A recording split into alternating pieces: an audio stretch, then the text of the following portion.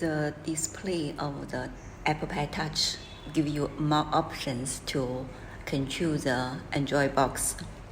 This is timer. This is compass. This is a controller for the audio and the video player. This is a touchpad. The touchpad is just like a remote controller.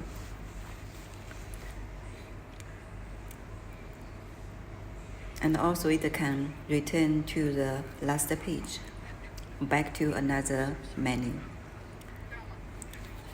This is the mouse.